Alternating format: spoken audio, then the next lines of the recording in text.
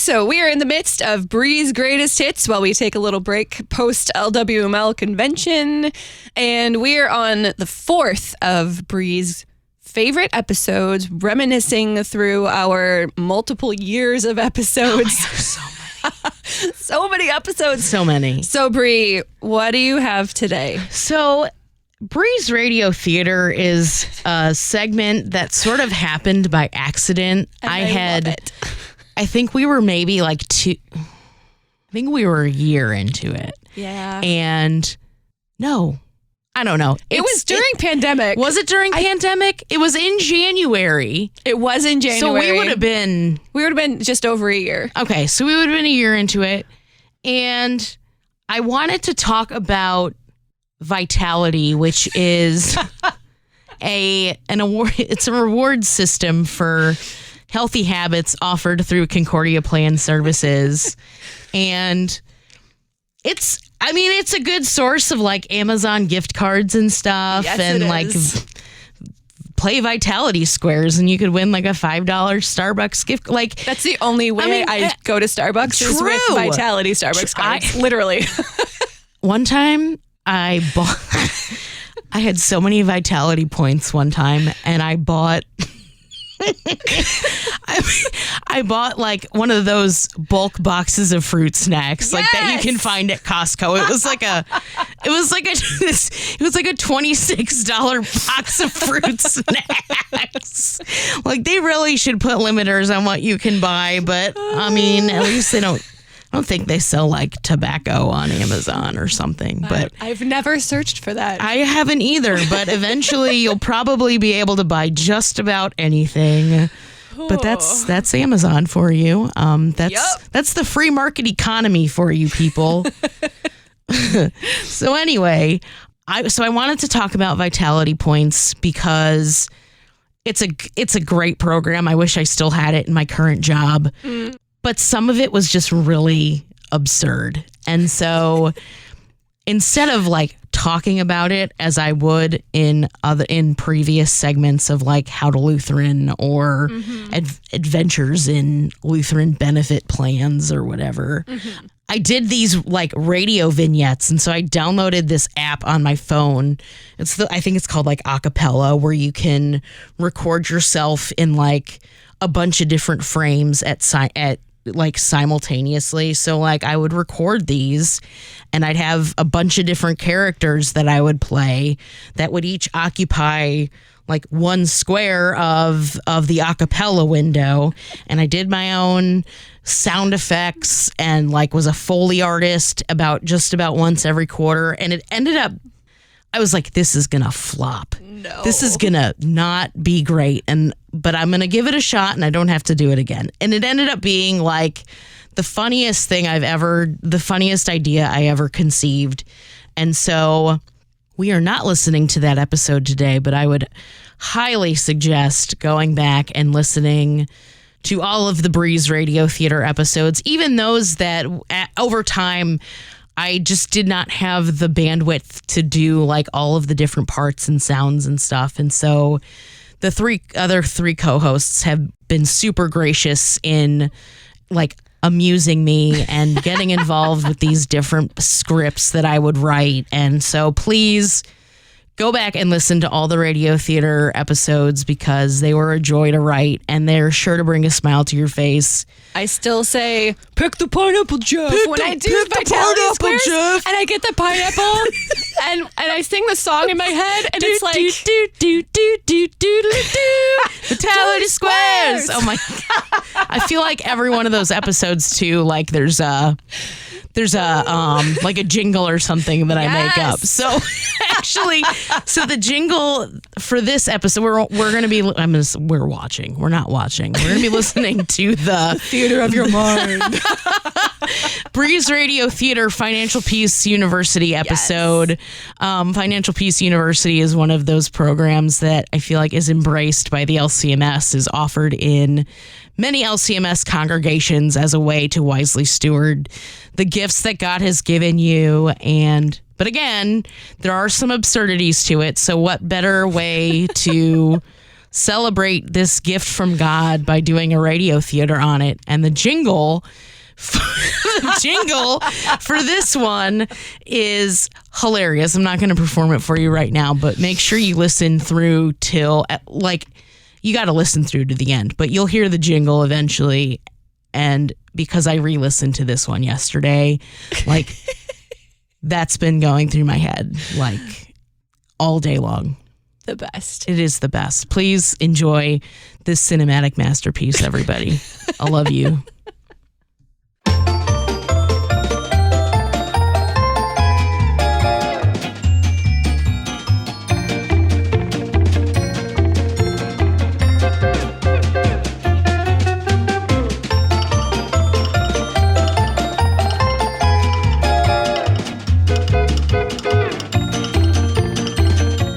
Listening to the Lutheran Ladies Lounge podcast. I'm Sarah. I'm Erin. I'm Bri. And I'm Rachel.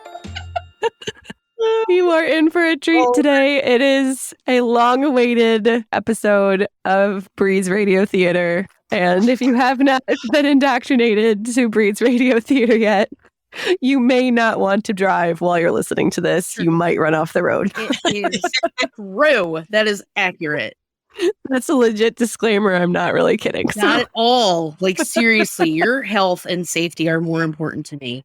So please be sitting down and stagnant. Like, don't move. Don't move for the next 40 minutes. Correct. Be a problem. Exactly. All right, Bri. We're all strapped in. Well, okay. So there's actually a serious component to this one today. And I think this is a well-timed radio theater because it is the summer of 2022. Right now, the United States, we're sort of living in this tenuous economic situation. Inflation is very high. Gas prices are stupid. Ridiculous. Good luck buying a house. Right. Yeah. It's a nightmare right now. And so one of the things that I am passionate about is being intentional about how my money is stewarded. And so if you out there in podcast land are thinking about buckling down, if only to cope with inflation and the economic craziness that we are amidst right now, I think now is as good a time as any to focus on that. So today's episode is really what has gotten me into decent financial shape, but I wanted to put it out to you all as the co-hosts. Do you have any tips, tricks, any sort of strategies that you use to kind of deal with inflation? Well, I don't have a tip for inflation per se, but as far as stewarding my money, as you called it. Yeah, it doesn't have to be inflation. Yeah. So I, several years ago, thought to myself, you know what I need? I need a budget. And so I actually use a program called You Need a Budget. Yes. YouNeedABudget.com, YNAB. And basically it just helps make it easy to see where my money is going. I put at the beginning of each month, I look at the money that came in during the last month and I assign how I'm going to spend it during the coming month. And that's how I do it. And I put it to work and have a plan for that. I can adjust as I need, but it allows me to very easily see where I'm spending money and make changes based on that input. Cool. That's a whole lot cooler than what I was going to say. I've never been great with budgets, partly because my husband and I have different approaches to money management, and neither of them is perhaps as intentional as it could be. But our strategy so far has been to work as hard as you can and bring in as much as you can, and then try not to spend it. And right now, where that is being stretched, because with a family of 6, with food prices being one of the commodities that is the inflation has been ridiculous on, our simple way has been basically we don't go out to eat. Mm-hmm. Our food money goes to the grocery store, not to the restaurant, which is, it's a shame in that I do miss date nights. And hopefully things will calm down at some point and we can work more of those back in. But it's been a really simple way to balance the food budget. And as a result, we're having many more home cooked meals. And, that's not a bad thing. No Dinner way. around the family table is a wonderful, wonderful thing. We're also just trying to wait.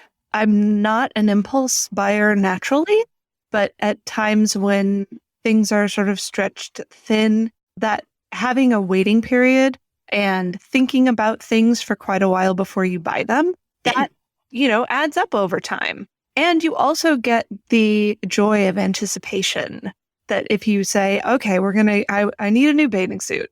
All right, well, maybe I can make this one last for another few months and wait for them to go on sale. And then when they do go on sale, I'm still not going to buy one right away. I'm going to put like 3 in my shopping cart and think about it for a few days. And, all the time this is going on, you're getting sort of that thrill of shopping without actually putting any money down.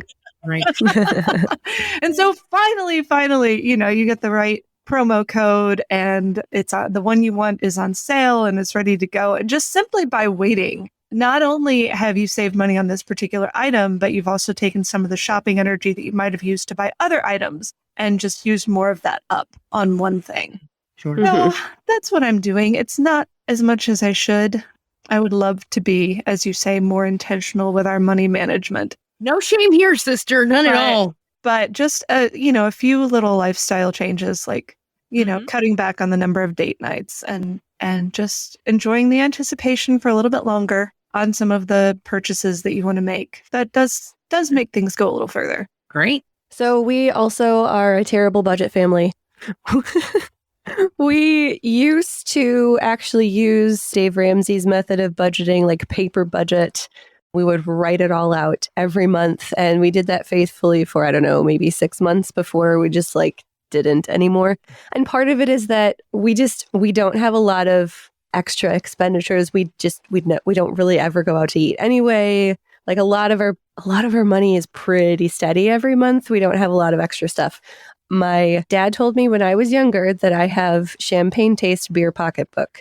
And apparently this came from Feeling that. This apparently was also my grandma, because she and I are basically twinsies, his mom. And so I used to always think he was joking. But I have recently realized in the last few months that I have also married the man who has perfected the champagne taste beer pocketbook lifestyle. So I think our biggest thing is partially what Rachel is saying of we don't really impulse buy anything. My husband researches everything to the nth degree before we purchase anything, which is awesome because then I don't impulse buy anything. I'm just like, hey, I'm looking at buying this. And then he'll research it for the next 3 weeks and then buy the perfect one, which is great. But then also we have discovered the joy of Facebook Marketplace. So Thrifting. Yes, thrifting is my jam. Oh, yeah. So if we buy we rarely buy anything new. So we like good quality stuff, the champagne taste, right? We like items that are going to last us a long time, that are well made, etc. But those are usually the really expensive ones, right? Yeah. But Facebook Marketplace is great. If you don't mind buying used stuff, which we totally don't mind, you can usually find stuff so cheap. Yeah. And still get an item that's going to last you a long time, so you don't have to keep buying it. Yep. Right. Or, so you can still be economical with what you're getting, but get good quality stuff. So that's probably the biggest thing that we do is just being very intentional about buying things that we actually need and that we'll use, but then trying to find them for the absolute cheapest price possible. Sarah, you and generally I online. see eye to eye very much when it comes to the thrifting too, because 90% of what I wear is either hand-me-down or thrift. Oh yes, my entire wardrobe is from Goodwill. It's fine. Although even Goodwill, there's been inflation, and it might be just because I'm on the East Coast, but it's ridiculous. no. And now everybody's thrifting, and the racks are sorted through already. And Yeah, even thrifting is getting hard, which is unfortunate. But that's probably our biggest thing. Most of the rest of our time, we just, if we're going to make a big purchase, we just make sure we have the money for it. We've also, since we've bought a house 2 years ago, with our gig jobs, we have very specific savings accounts that are meant for certain things. So we know if we're going to be paying for something, we have a savings, and I guess that's kind of budgeting-ish. We have a savings account that is for a specific purpose. that's and so clever. And so we know that when we need to, like a house project one, we have one for house projects. So when we need to do a house project, we have money in that account, or for taxes. When tax season comes around, we have a savings account for taxes. So we don't have to worry about that money when it comes to that time. We know it's there. So we have been, in the last couple of years, at least a little bit smarter about those things. Cool.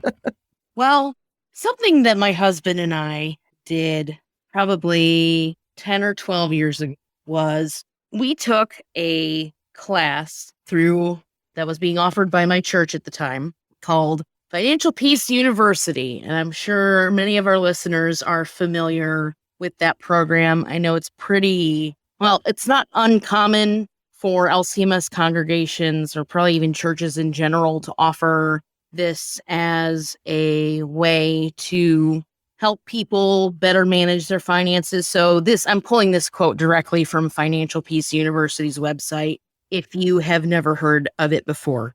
Financial Peace University is a 9-lesson course that teaches you how to save for emergencies, pay off debt fast, spend wisely, and invest for your future. And no complicated financial blah, blah, blah over here.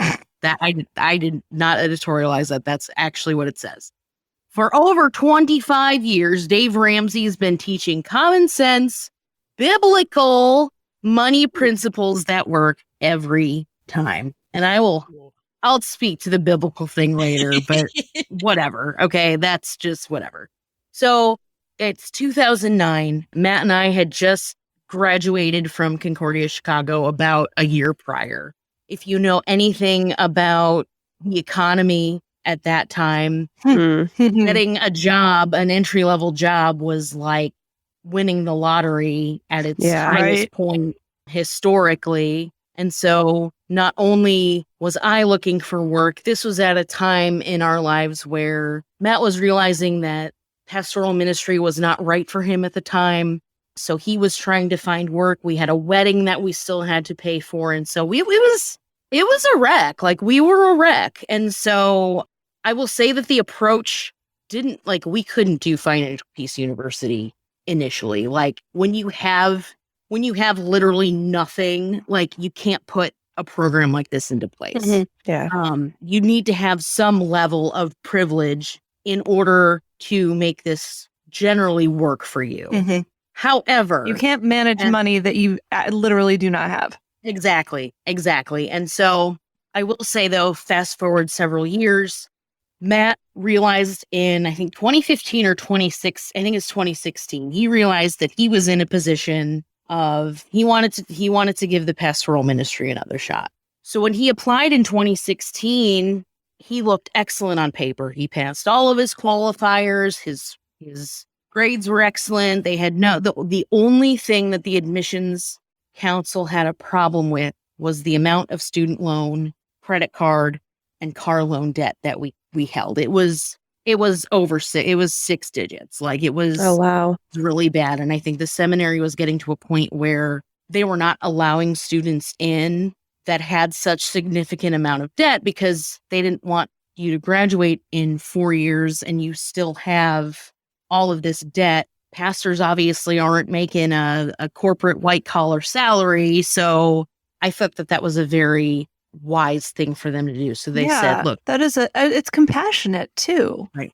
Your qualifications are great, but we need you to pay off some of this debt. And so with Dave Ramsey, with some of his approaches with the budget and the debt snowball and some of these other things that we'll talk about later, I think we paid off $30,000 of debt in like a year. Wow. Mm-hmm. When we followed up with our financial guy at the seminary, he was like dumbstruck. I honestly don't know if they thought that we were going to like chuck that much money at our debt, but we largely owe a lot of the success and where we're at now to Financial Peace University.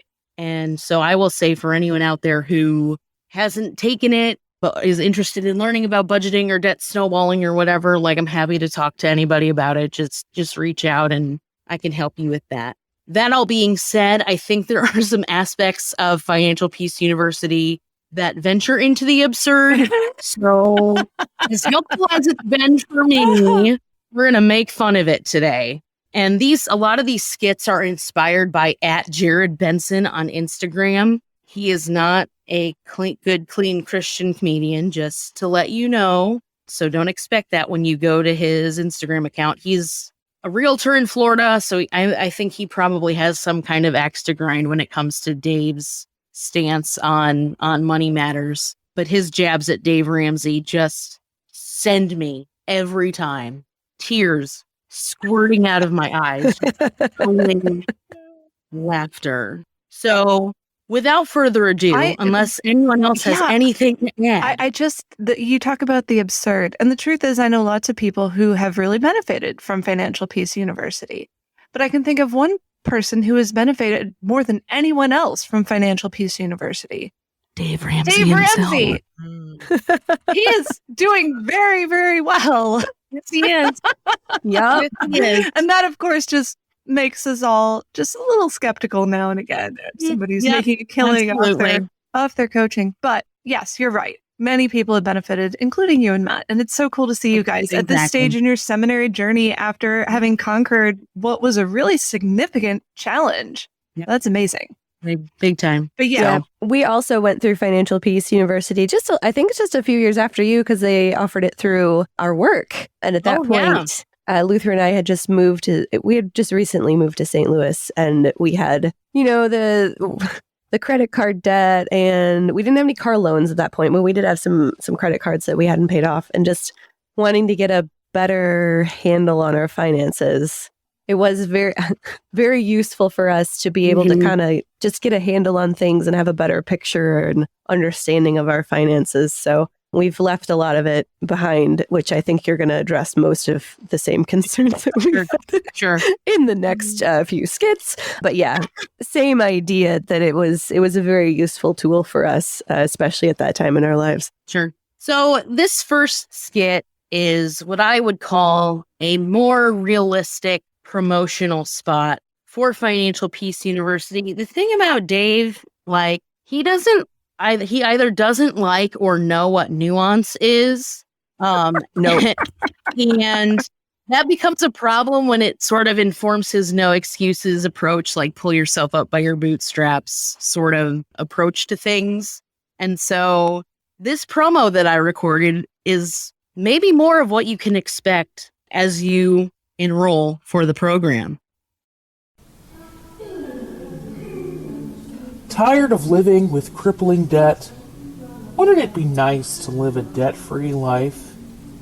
If you're not one of those pieces of garbage with low impulse control, now you can with Dave Ramsey's Financial Peace University. Hi, I'm Dave Ramsey, host of The Dave Ramsey Show, creator and founder of Financial Peace University, and a horrible theologian.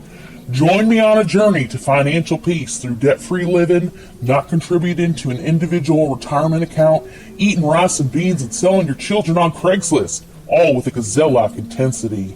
At Financial Peace University, you will learn Dave's 7 baby steps to debt-free living, feel pressured into shredding your credit card, and learn to love eating peanut butter and jelly sandwiches for the rest of your life. Here's what some of our Financial Peace University graduates have to say. When Financial Peace University was offered at my church, I knew it would be the key to living a debt-free life. 3 years later, I've paid off my car loan, my credit card, and my student loans. And now that I'm debt-free, I don't have to make extra money doing so many blind clinical trials anymore. Thanks, Dave Ramsey. I developed type 2 diabetes eating cheap carbs while on Dave's debt snowball, but I don't have a mortgage payment anymore. That's nice. Take control of your life. Stop being a poor person and join me at Financial Peace University. Not responsible for injuries, diseases, lawsuits, or deaths resulting from this program.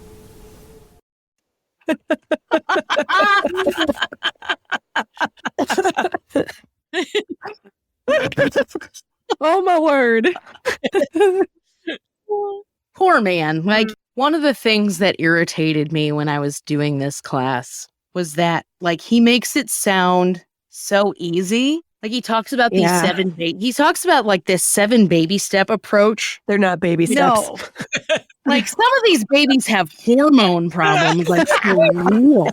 Like, and I will. There is some merit to them, so I think we will link them in the show notes. But like looking at where Matt and I are in our financial position, like steps 1 and 2, which are save $1,000 for emergency savings and starting a debt snowball. Those are tremendously doable. Beyond that, like we're not there. Baby steps include things like paying your mortgage off early, putting 3 to 6 months away of monthly expenses and savings, putting 15% towards your retirement. Like, we're talking about paying off debt with gazelle-like intensity. Like, please, sir, this is like, those kinds of things are like tortoise-like intensity, if you want me to be really honest with you. My kids need shoes because their feet keep growing. Mm. And, Right.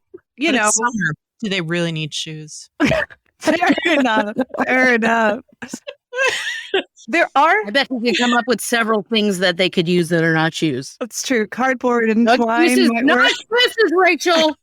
None. No excuses. You know, here's one excuse. Funny true story. Ken and I did actually manage to be debt free for several years a few years ago, which is wonderful. But then we went to buy a house.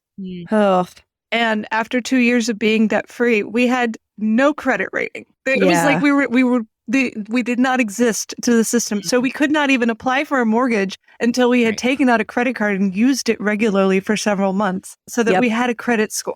Right. So Yep. if you're Right. going to go debt free, which I highly recommend, it's a less stressful lifestyle. Make sure you already own the house you want to own before you do that.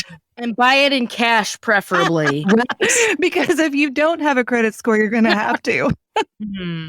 So one of the things that, and I realized I did not preface gazelle-like intensity. So like one of the pictures analogies that Dave uses in terms of like aggressive debt payoff is like you're a gazelle and you live in the African grasslands and your debt is a cheetah. And he like airs this clip from like National Geographic of this gazelle escaping, like ducking, diving, and dodging a cheetah coming after it. And so he's like, you got to pay off your debt with that kind of speed and agility and blah, blah.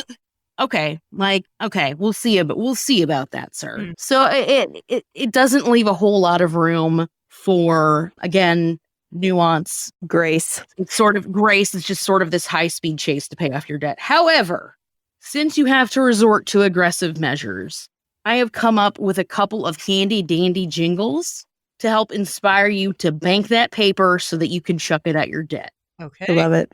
This one is called What to Eat on the Debt Snowball.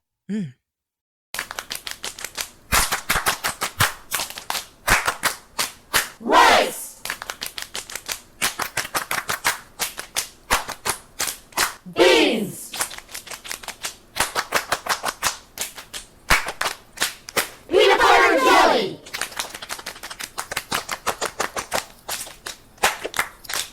ice cubes, chapstick, bugs, rocks, lint, eat that lint. Lint. I didn't hear avocados on that list. I don't think it's going to work for me. But they're so expensive right now. I know. No. Do you remember that though? From a couple of years ago, there was somebody saying that the reason millennials can't save money isn't because the economy's trash and there are no jobs. It's because they eat too many avocados. Right. We ruin everything. Yeah, I'm sure that's why. Everything. Yeah. I realized as soon as I started playing this, I probably need to also describe what the debt snowball is just a little bit for all of you out there who are not familiar. So it's actually a very neat concept, and I will nerd about it for years to come, probably. Basically, what you do is you sort of take an audit of all of the debt that you have. So car loan, credit cards, student loans, don't factor your mortgage into it, but basically you sort of line all of those things out. And the idea is you start with your low-hanging fruit, the amount of debt that's lowest. So let's say that the least amount of debt that you have is a credit card. So you basically would use any money that you have left over after monthly expenses. You would expenses, like, so if you want to budget money for like recreation or dining out or whatever, like you need to earmark that money. Cool. Everything else, go say what? Like a fool. Yeah, right. So everything else at the end of the month goes toward that credit card. And so the snowball effect happens when once you pay off that credit card, you go on to the next debt, and everything you would have paid towards the credit card plus your expenses at the end of the month would go towards this new debt. And so the snowball effect comes in because the payment that you're making towards your debt just continues to increase like a snowball rolling down a hill. That was the strategy that I think really helped us pay off as much debt as we did, as quickly as we did. Mm-hmm. But then it leaves things like, okay, what are you going to eat every night for dinner? Like, what are you going to spend money on groceries? Like, what are you going to do? I mean, lint is free. You can find lint anywhere. Maybe just eat lint for a little bit. Sounds great. No, but he actually, one of the things that he does say in his class is like, you can just eat peanut butter and jelly sandwiches and rice and beans until you're out of debt. And I'm just like, that is not, like, first of all, that's boring. Second of all, that's like a recipe for malnutrition. Like, that's a nightmare. And third of all, it's very uncreative. PB&J is delicious, but it's not very creative. One of the games I like to play, which now I only play when I'm too lazy to go to the store, but there used to be a time when I was really trying to maybe make the paycheck, make the groceries last while I was waiting for the paycheck to come in. And that is, what is the most opulent meal I can make with the ingredients I have in the back of my pantry right now? Yes. And you can come up with some really interesting things. So if you're eating rice and beans and peanut butter and jelly, let me introduce you to wonderful other cheap foods like potatoes, cabbage.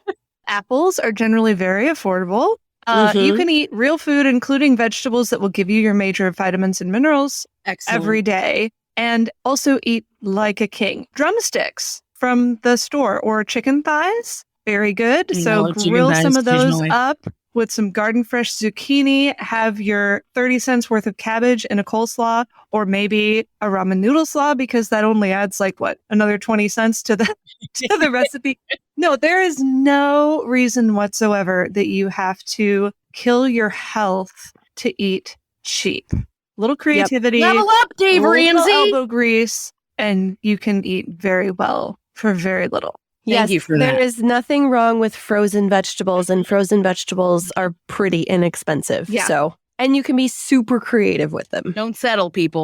Don't settle. Don't settle and make your snowball bigger. So the second handy dandy jingle that I've written sounds very much the same as the other, but this one is called Ways to Save Money and Generate Extra Income While You're on the Debt Snowball. Have a yard sale. Have a yard sale. Take the bus. Take the bus. Work 2 jobs. Work 2 jobs. Sell your blood. What? Sell your blood. Shop at Goodwill. Shop at Goodwill. Sell LuLaRoe. We're not going to encourage people to do that. That's Sorry. pick something else. Anyway. Keep going. Do some odd jobs. Do some odd jobs. Do your own home repairs. Even if you don't have a license. That's dangerous. I had a much more difficult time coming up with solutions for this, but I think that's just because I think about eating all the time. Yep. I also want to just remind everyone that this is high parity nonsense. So I can't be responsible for hospitalization if you are trying to repair like a electronic panel in your home or you eat rocks. Like, please, like some of these things in both songs work, but I trust that you have the good Christian wisdom and discernment to know which ones are actually a joke. So I just wanted to clear the air. You can actually make good money selling your plasma or volunteering for Yes, clinical you can. trials, Yes. but you may not like some of the results that come from that. Right. But also secondhand shopping. Love secondhand shopping. Yes. Take the bus. It's better for the environment. There's a bunch of different things that you can do. You could ride to work on your bike. Hey. Ride a bike. Well, and Make a little extra Skrilla. yeah, and I mean, yes, do not attempt complicated repairs on your own. You will probably end up paying the technician more when the time comes, but maybe the answer is know a guy. Yeah. Like, know somebody who knows how to do stuff, and then, Roll off a zucchini bread. Yep. That's right. Yeah. Just make sure the guy's name is not YouTube, because that's not, no, please. Actually, don't YouTube tutorials can be amazing. Okay, but don't get electrocuted is what I'm saying. Don't. But like, if it's, please.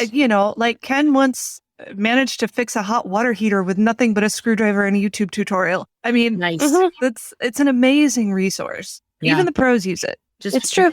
But know your limits. Yes, exactly. Speaking of limits, great segue, actually. I want to talk about one of the common characteristics, features, pillars of Financial Peace University. And it's a method, I think, that is meant to help you categorize how you budget your funds, but also to control your spending.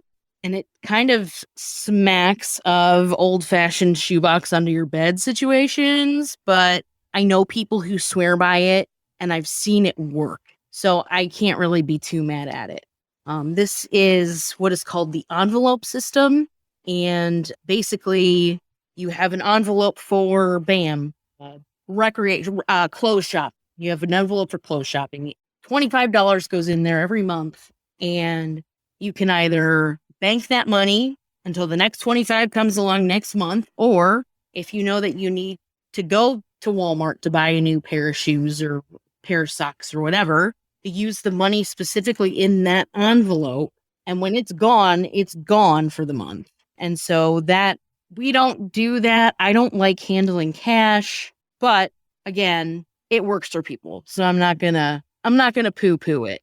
So in light of that, this next skit is a clip taken directly from Dave's radio show, aptly titled The Dave Ramsey Show, where Dave is forced to reconcile with a very real issue facing us today, and that is an envelope shortage. Yes. And I only know this because I work in direct mail. Supply chain Issues making my life a heck. When we opened and I made that stupid laugh when I introduced myself, I was thinking of this fake show theme song that I wrote in my head, and I sing it all day long now. It's the Dave Ramsey Show. Be like Dave Ramsey, cause he's rich and everyone loves him. This is the Dave Ramsey Show. I'm Dave Ramsey, helping you live a debt-free life. It's time to take another call. This time it is Ralph in Biloxi. Welcome to the show, Ralph. Hey, Dave. Thanks for taking my call. Absolutely, Ralph. How can I help you live a debt-free life today? Well, I use your envelope system. I love it, and trust me, I reuse these envelopes until they turn into paper dust. As you should. Great job. You see, the problem is, since the pandemic, there's been a sweeping nationwide envelope shortage, and I'm not sure what to use now. I can't find envelopes anywhere. Well, Ralph, this should not come as a shock to you, but we here at the Dave Ramsey Show and Financial Peace University believe that only poor people make excuses. Right, I know, but I want to be rich. Exactly. That's why I'm going to tell you what else you can use when you can't find envelopes. Are you ready? Great, yes, thank you so much. Lay it on me. All right. How about plastic sandwich bags? Ooh, that's not a bad idea. Tube socks. Well, I hot guess dog buns. Oh. Your belly button. What? A freshly caught fish that's been gutted. Wait, what? How about invisible envelopes? That's not even An a real old book. I mean, I guess How about a new book? that's basically the same thing. An as apple pie. How is that going to A work? 1996 copy of Circle Track magazine. Okay, well, and thanks. finally, a comically large burlap sack with a big dollar sign painted on it. Hello? Ralph? Ralph? Well, it sounds like we lost him. We're going to go to a commercial break where I'll answer more of your questions about living a debt-free life. This is the Dave Ramsey Show. Everyone loves him. Excellent.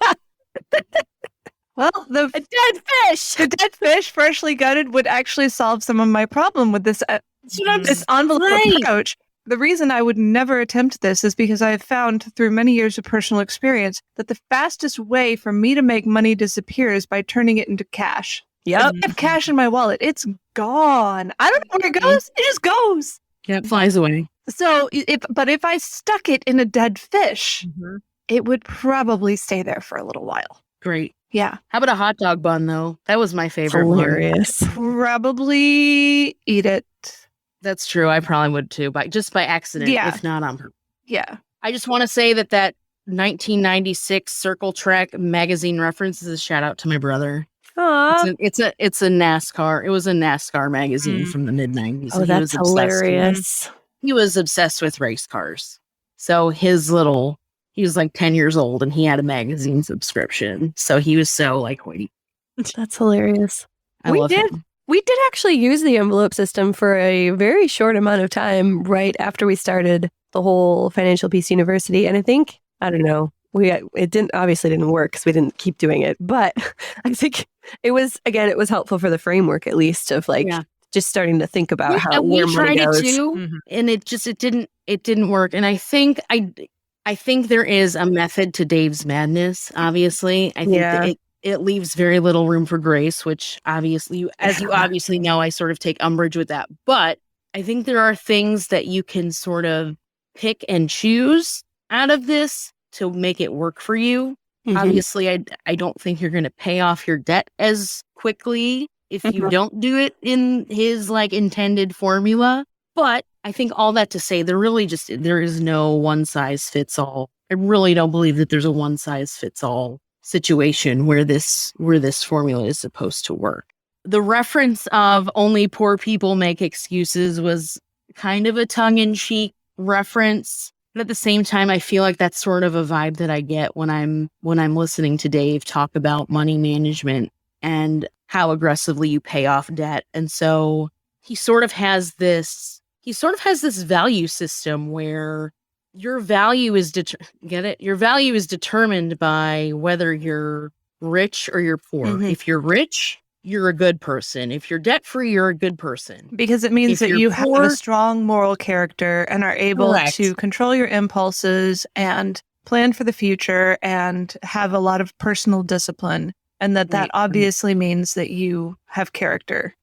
Sure. And on the other side of that, if you're poor, you're a bad person. Now, I think there's an element of truth to what you are saying, Rachel, that there's impulsivity behind it, there's planning behind it, there's a whole slew of things that go behind being financially well off. It's not just dumb luck or whatever. There are, I think, values that and virtues that sort of go into having good fiscal management. But again, I will go back to the whole gazelle-like intensity thing where Matt and I were sitting in this class at church where he's talking about the gazelle-like intensity. And I remember just sitting there feeling just absolutely worthless, right? I'm like, I don't even have legs to run on. I'm a terrible person. I can't get a job. My husband can't get a job. We have a wedding that we have to pay for. We don't know where our next meal is coming from. So that's kind of why Dave's whole quote unquote biblical approach to financial management is, I mean, it's offensive to me a little bit almost. It's preposterous at best. And I think we as Lutherans know that we are not made good by how much money we have. We are not made good by how much financial debt we hold. We are made good only through Christ. And so Amen. our financial state doesn't determine our salvation. And so to you, Dave, I will say this: stick to money matters and leave the theology to the Lutherans. So that's what I will. Yeah. That's what I will say. And his on message that. can be very empowering, I think, for people who have never quite wrapped their head around the fact that the choices they make today can lead to greater financial security in the future. And that's a great message. Yeah, for sure. For sure. But at the same time, so many, it's for every person who is in debt because, they bought too many shoes on their credit card. There's another person who's in debt because they had a medical emergency that they have to pay off, or they lost their job and they got behind. That Or it's a combination of 10 different things. Combination It's of, just like a of chain many of different They things. don't have a safety net to fall back on with Right. family and things like that. You don't have any of those sort of things. I'm very aware of the fact that I don't have debt, but I really could have at several points in my life if I had not had the safety net of my family that was in at those critical times. Without that, I really would have been in a much different situation. It probably would have carried after me. Like, it would have been something that would not be easy to shake free from, and would have trailed after me for years, and would have put me in a much different situation. But because I had that family safety net to fall back on, that made a total difference in how I was able to deal with the challenge that I faced at that time. So if you are able to use Dave Ramsey's principles to put you in a place where not only can you pay your bills every month and save up a little, but you also are able to be generous. That's one of the things I love about your approach to money management, Bri, and also Matt, is the way that you guys always save spots in your budget for random acts of generosity. And that's a really beautiful thing. But you're quite right. The amount of money in your bank account is in no way equal to your worth in God's eyes. Amen. Amen. The most important debts have already been paid. Yes. Yep. LOL. I am debt free. Well, no, I mean, yeah. I am, but I'm not gonna. Okay. In Never a mind. spiritual sense, I am debt This free. took a weird Jesus turn. paid my debt in one giant snowball. That's right. Yep. Oh my gosh. So we can wrap it up now. This final skit is another Financial Peace University promo that I, again, tongue-in-cheekily would like to call I Can Do All Things Through Dave Who Strengthens Me. Oh, no. And before you come for me in the comments, yes, Dave literally says that debt-free people can do anything they want. So there. When you become debt-free through Financial Peace University, you unlock a hidden joy that's existed all along, that debt-free people can do anything. As soon as my wife and I became debt-free, I bought a boat. Now every weekend we bring our friends and family to the lake for fishing, fun, and fellowship. I was able to set up a sizable endowment at my alma mater. I can straight up communicate with dolphins now. I got to spend 3 weeks in a Tuscan villa with my girlfriends. I can fly for about 6 minutes straight. I was able to bring my church to Africa on a missions trip. This still can't seem to pass LCMS doctoral review. I can shoot laser beams out of my eyes. Blam! I can take the form of a horse. Kapow! I can read dogs' minds. Join the masses of people just like you and become debt-free with Financial Peace University. Not responsible for any mutant powers developed after paying off all debt.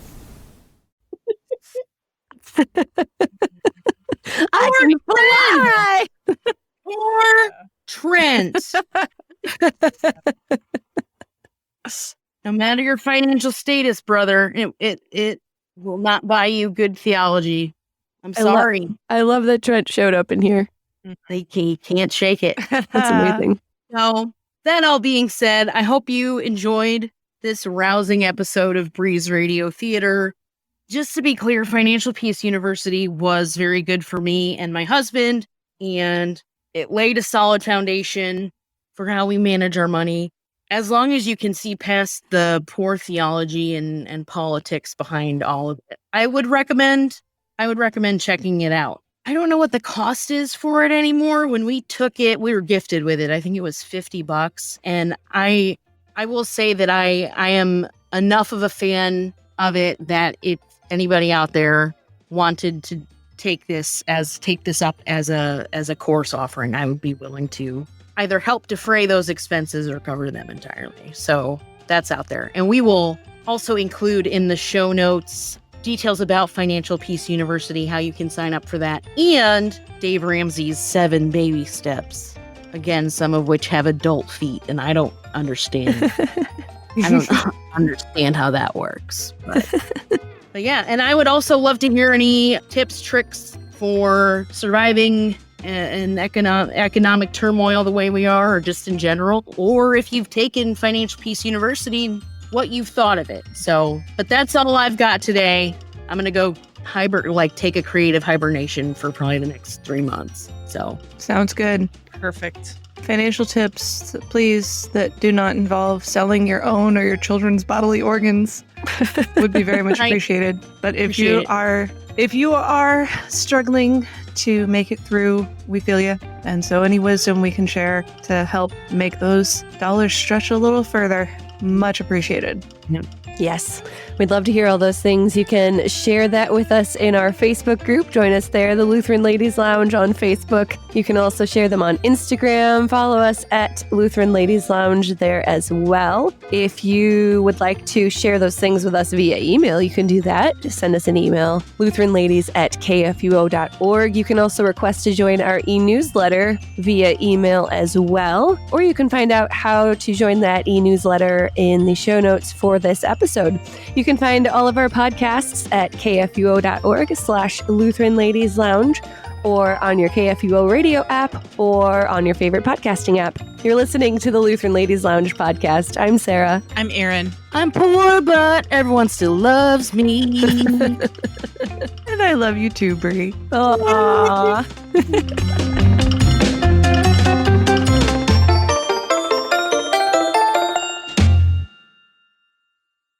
Views and opinions expressed on the Lutheran Ladies Lounge podcast may not represent the official position of the management or ownership of KFUO Radio, the Lutheran Church Missouri Synod. The Lutheran Ladies Lounge is produced by KFUO Radio and available at kfuo.org or wherever you get your podcasts. Join our community on Facebook in the Lutheran Ladies Lounge.